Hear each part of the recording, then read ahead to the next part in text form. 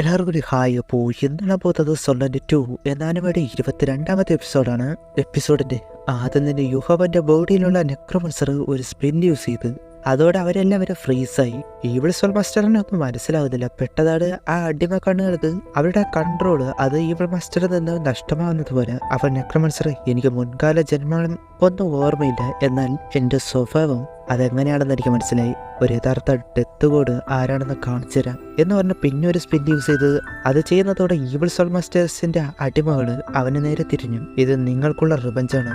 അടിമകൾ അറ്റാക്ക് ചെയ്യാനേറ്റ് പോകുന്നു. പറഞ്ഞു വന്ന എനിമിയുടെ ആളുകൾ എനിമിയുടെ എനിമിയായി. അവസാനം ഈവിൾ സോൾ മാസ്റ്ററിനെ കൊന്നും കളഞ്ഞ്. അത്രേ ഉള്ളൂ.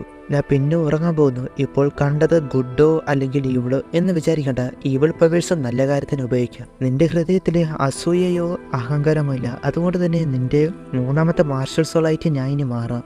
അതുപോലെ തന്നെ എൻ്റെ അൺഡെഡ് മാജിക് അത് നിനക്ക് ഉപയോഗിക്കാനുള്ള ഇൻഹെറിറ്റ് ആയിട്ടുള്ള ക്വാളിഫൈ നീ പാസ്സായി. പറഞ്ഞ യുഹവ് ഒരു 20 ഇനി മുതലല്ല ഫ്യൂച്ചറിൽ 3 മാർഷൽ സോൾ ഉപയോഗിക്കാൻ പറ്റും. സത്യത്തിൽ ഇത് ആരാണ് എന്ന് ചോദിക്കുമ്പോൾ ടൈമിങ് അതിന് മുൻപ് വെച്ച് നോക്കിയാൽ ഇതൊരു ഹ്യൂമൻ ആകണം. പവർഫുള്ളായ എബിലിറ്റി ഉള്ള ആളാണ്. എനിക്ക് തോന്നുന്നു അതിനേക്കാൾ പവർഫുള്ളായ മെന്റലി ഡൗൺ ആക്കി ആരോ കൊന്നതാണ്. അത്രയും സ്ട്രോങ് ആയതുകൊണ്ട് എൻ്റെ ബോഡി ഇല്ലാതെയായി, എങ്കിലും സ്പിരിച്വൽ ഫോം ഇല്ലാതെയില്ല. അങ്ങനെ ആകുമെന്നൊക്കെ നോക്കാം. അവനോട് ഫ്യൂച്ചറിലെ നെക്രോമൻസറിന്റെ കൾട്ടിവേഷൻ അത് ചെയ്യാനായിട്ട് പറയുമ്പോൾ അതൊരു ഈവിൾ സോൾ മാസ്റ്ററിന്റെ പവർ അല്ലേ. എന്നാൽ ബിങ്മിങ് മുൻപ് കണ്ട ആളിനെ വെച്ച് എൻറ്റയർലി ഡിഫറെന്റ് ആണ്. നീ ഇത് വെച്ച് ഹാർഡ് വർക്ക് ചെയ് എന്ന് പറയുന്നു. അവനങ്ങനെ 3 മാർഷൽ സോൾ ആകാൻ പോകുന്നു. അപ്പോൾ ഈ മൂന്നാമത്തെ മാർഷൽ സോൾ എന്ന് പറയുന്നില്ല അതെന്താണെന്ന്. അത് മൂന്നാമതൊരു കണ്ണാണ്. അപ്പൊ അങ്ങോട്ട് യുവാന് വന്ന് അവന് കുഴപ്പമില്ലെന്ന് മനസ്സിലാക്കിയിട്ട് ആ ഈവിൾ സോൾ മാസ്റ്റർ എവിടെയെന്ന് ചോദിക്കുമ്പോൾ ഡെഡായി കിടക്കുന്നു. എങ്ങനെയെന്ന് ചോദിക്കുവാണ്. നെക്രോമൻസർ പറയാനായിട്ട് പറയുമ്പോൾ അവൻ്റെ ആ കൗണ്ടർ അറ്റാക്കിൽ പിടിച്ചെടുക്കാൻ കഴിഞ്ഞില്ല. അത്ര ഉള്ളതെന്ന് പറഞ്ഞ് കൊണ്ടുപോയി.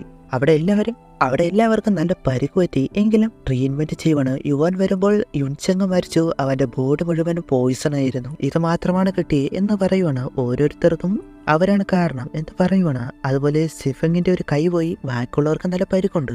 ആ ഈവിൾ സോൾ മാസ്റ്ററിന് യുഹാവോന്റെ മെന്റൽ പവർ അത് ഉപയോഗിച്ച് കൊന്നുകളഞ്ഞെന്ന് പറയുമ്പോൾ യുൻചെങ്ങിന് വേണ്ടിയുള്ള റിവഞ്ച്. അപ്പോഴാണ് കായിട്ടു ഞാൻ ബോംബിന്റെ പീസ് നോക്കിയപ്പോൾ വളരെ ഹാർഡായിട്ടുള്ള 4 പോയിസൺ ഓറുകളൊക്കെ കണ്ടു. അപ്പോൾ എനിക്ക് മനസ്സിലായത് എന്നാൽ അങ്ങനെ ഉള്ളതൊന്നും ഈ ഒരു സോൾ മാസ്റ്റേഴ്സിന് ഉണ്ടാക്കാൻ കഴിയില്ല.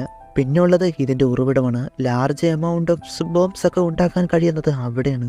അതായത് സൺമൂൺ എംപയർ അല്ലെങ്കിൽ റിയൂയി എംപയർ അവിടെ നിന്ന് കൊണ്ടുവന്നതാണ്. അത് കേട്ട് അപ്പോൾ അവരാണ് ഇവരെ ഹെൽപ്പ് ചെയ്തുകൊണ്ടിരുന്നത് എന്നത് മനസ്സിലായി. ഷിങ്ലു എംപയറിന്റെ ഭാഗത്ത് ഇവരെ കണ്ടെങ്കിൽ അവർ വേറെ എന്തോ ഒരു പ്ലാൻ ഇടുവാണ്. മേ ബി ഷിങ്ലു എംപയർ പിടിച്ചെടുക്കാനാകണം. എന്നിരുന്നാലും സിഫങ് മോശിശി ഇവരെ പോയിസൺ അഫക്റ്റ് ആയി. അതുകൊണ്ട് തന്നെ അവരെ തിരികെ കൊണ്ടുപോവാണ്. അപ്പോൾ യുവാൻ ആ കോമ്പറ്റീഷനിൽ വരുന്നില്ല. അവരോട് നിങ്ങൾ ഈ കാര്യം ഓർത്ത് സങ്കടപ്പെടരുത്. ആ കോമ്പറ്റീഷൻ അതിൽ ഫോക്കസ് ചെയ്യണം. ഷ്രെക്ക് സ്കൂളിൽ ജീവിച്ചതോ മരിച്ചതോ എല്ലാവർക്കും വേണ്ടി ജയിക്കണം. അവർ ഉറപ്പ് നൽകി.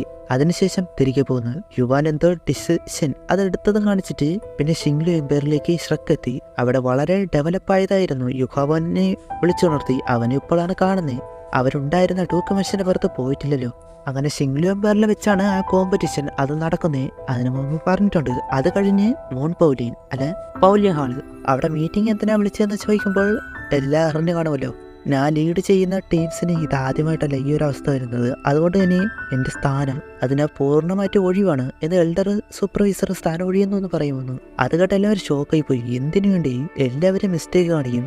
ഈ ഈവിൾ സോൾ മാസ്റ്റർ പോലും അവരെ ഹെൽപ്പ് ചെയ്തത് സൺമൂൺ എംപയറാണ്. ആ ബോംബ് അത് പെട്ടെന്നുള്ളതായതുകൊണ്ട് തന്നെ നമുക്കും കഴിഞ്ഞില്ല എന്ന് പറയുമ്പോൾ നിർത്ത്, എനിക്കിനി കഴിയില്ല.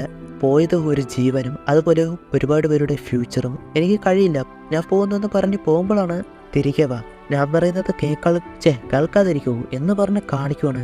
അതാരാണെന്ന് ഷ്രെക്ക് അക്കാഡമി തന്നെ കൺട്രോൾ ചെയ്യുന്ന മെയിൻ ലീഡറാണ്.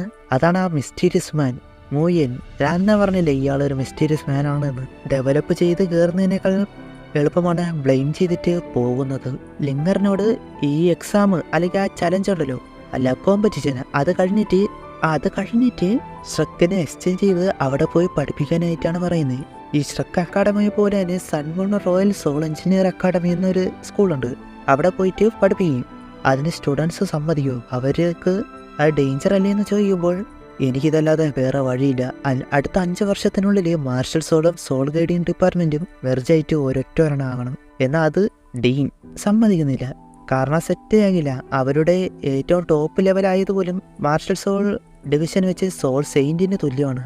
അപ്പോഴാണ് മോയൻ പറയുന്നത്, ഞാൻ ഒരു പ്രാവശ്യം സൺമൂൺ എംപയറിൽ പോയിരുന്നു. ഞാൻ വിചാരിച്ചതിനേക്കാൾ പല മടങ്ങ് അവിടെ ഡെവലപ്പായി. അവിടെയുള്ള സോൾ ഗൈഡിങ് പോലും എത്രമാത്രം പവർഫുൾ ആണെന്ന് പറയാൻ പോലും കഴിയില്ല. അത് ലാർജ് സൈസ് ഉള്ളതുപോലും ഒരുപാട് പേര് ചേർന്ന് ചെയ്യുന്നത് മൾട്ടി സോൾ ഗൈഡിങ്, അങ്ങനെ വളരെയധികം വലിയ ടെക്നോളജി ആയി. എൻ്റെ ജീവൻ തന്നെ പോകാൻ കാരണമായ ഒന്നുണ്ടായിരുന്നു. ലക്കിനാണ് രക്ഷപ്പെട്ട പോലെ. അത് കേട്ട് അവരെല്ലാവരും ഞെട്ടിപ്പോയി. കാരണം മോയൻ ഒരു സെമി കോഡാണ് 99 ലെവലുള്ളത്. ആ സമയത്ത് പോലും ജീവൻ പോയെങ്കിൽ ആ സോൾ ഗൈഡിങ് എത്രമാത്രം പവർഫുൾ ആണെന്ന് ഊഹിക്കാം.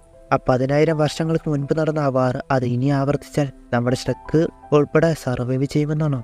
ബാക്കിയൊന്നും പറയുന്നില്ല. അത് കഴിഞ്ഞിട്ട് മീറ്റിംഗ് നാളെയാണ് തുടങ്ങാൻ പോകുന്നത്. എന്തെങ്കിലും സംശയം ഉണ്ടെങ്കിൽ പറയുമ്പോൾ മെയിൻ ഷ്രക്ക് ടീമിന്റെ കാര്യം ചോദിക്കണം. അവർ വരാൻ ടൈം എടുക്കും. അതുകൊണ്ട് തന്നെ സബ്സ്റ്റിറ്റ്യൂട്ട് അല്ലെങ്കിൽ റിസർവ് ടീമാണ് കോമ്പറ്റീഷൻ ചെയ്യേണ്ടത്. അവർക്ക് അതിനെപ്പറ്റി അറിയില്ല. ആദ്യം തന്നെ പ്രീലിമിനറി റൗണ്ടാണ് അല്ലെങ്കിൽ എലിമിനേഷൻ റൗണ്ട്. ജയിക്കുന്ന ആൾ കയറി പോകും, തോൽക്കുന്ന ആൾ സ്പോട്ടിൽ എലിമിനേറ്റ് ആകും. അത് കഴിഞ്ഞിട്ടുള്ളത് പിന്നെ പറയാമെന്ന് പറയുവാണ്. ചിലപ്പോൾ 1v1 2v2 ഗ്രൂപ്പ് അറ്റാക്ക് അതൊക്കെ കാണും. സോൺലാൻഡിൽ നമ്മൾ കണ്ടതാണല്ലോ. അവിടെയുള്ള അരീനയുടെ വെളിയിൽ പോയാലും എലിമിനേറ്റ് ആകും. അതുകൊണ്ട് തന്നെ നന്നായിട്ട് കെയർഫുൾ ആയിട്ട് കളിക്കാനായിട്ട് പറയുന്നു. സോൾ കിങ് ലെവലുള്ളവരൊക്കെ കാണാൻ റയറാണ്. നിങ്ങൾ ഷ്രക്ക് മോൺസ്റ്റേഴ്സാണ് എന്ന് പറഞ്ഞ് കോൺഫിഡൻസും കൊടുത്തിട്ട് അവരോട് പോകാൻ പറഞ്ഞിട്ട് ആ 3 പേരെ പിടിച്ചിർത്തി. ഷാവി, യൂഹങ് പിന്നെ ലിങ്. എന്തിനെന്ന് വെച്ചാൽ ഇവർക്ക് ഇന്റേണൽ ഇഞ്ചുറി പറ്റിയിട്ടുണ്ട്. പോയിസൺ അഫക്റ്റ് ആയില്ല എന്നേ ഉള്ളൂ. അതുകൊണ്ട് തന്നെ നല്ല പരിക്കുള്ളതുകൊണ്ട് തന്നെ അവർക്ക് മാച്ച് കളിക്കാൻ കഴിയില്ല. അതുകൊണ്ട് തന്നെ റെസ്റ്റ് കൊടുത്തു. ഇവരില്ലെങ്കിൽ ഷ്രക്ക് ടീമിന് അതൊരു വലിയ ഡിസ്അഡ്വാൻറ്റേജ്. 10, 15, 17 ദിവസമായിട്ട് റെസ്റ്റ് കൊടുത്ത് അവരെ പറഞ്ഞു വിട്ട്. ഇത് വേറെ ആരും അറിയാനും പാടില്ല എന്നുകൂടി പറയുന്നുണ്ട്. അവരെ കൊണ്ട് നടക്കുമോ എന്ന് പറഞ്ഞാണ് 3 പേരും കൂടെ വരുന്നത്. നമുക്ക് കഴിയും, നമ്മൾ നമ്മുടെ കൾട്ടിവേഷൻ അത് പീക്ക് ലെവലിൽ എത്തിയിട്ടുണ്ട്. പിന്നെ സോൾ കിങ് ലെവലുള്ളവരൊക്കെ കാണുമോ എന്ന് പോലും അറിയില്ല എന്നല്ലേ പറഞ്ഞേ. നോക്കാം എന്ന് പറഞ്ഞ് പോകുന്നു. അതിനുശേഷം ഷിംഗ്ലി എംപയറിലെ അവിടെ ഒന്ന് കാണിച്ചിട്ട് ആ അരീനയാണ് കാണിക്കുന്നത്. അവിടെ ഒരുപാട് പേരുണ്ട്. ഷിംഗ്ലി എംപയറിലെ കിങ് അല്ലെങ്കിൽ മെജസ്റ്റി വരുന്നു. അതുപോലെ തന്നെ അവിടെ ആ 2 പ്രിൻസസ് ആയിരിക്കണം, അവരും ഉണ്ട്. എല്ലാവരോടും കുറച്ച് കാര്യങ്ങളൊക്കെ പറഞ്ഞിട്ട് നമ്മുടെ കോമ്പറ്റീഷന് ഒഫീഷ്യലായിട്ട് ഇനാഗ്രേറ്റ് ചെയ്യാൻ പോവുകയാണ്. അവരുടെ ഷിംഗ്ലി എംപയറിനെ റെപ്രസെൻറ്റ് ചെയ്തിട്ട് അതും ഷ്രക്ക് കൂടി ഉൾപ്പെട്ടിട്ട് ഉള്ളവരെ കാണിക്കുന്നുണ്ട്. ഷ്രക്ക് ബാക്കിയുള്ളവരെല്ലാവരും ഇമ്പീരിയൽ സ്കൂളിലുള്ളവരാണ്. ഷ്രക്ക് പിന്നെ ഒരു ഇമ്പീരിയൽ അല്ലെങ്കിൽ ഒരു എംപയറിൻ്റെ കീഴിലല്ലല്ലോ. അങ്ങനെ അത് കഴിഞ്ഞ് അവിടെ നിന്ന് ഒരു കട്ടായിട്ട് റഫറി ഉണ്ട്, ഒരു ക്യൂട്ട് റഫറി.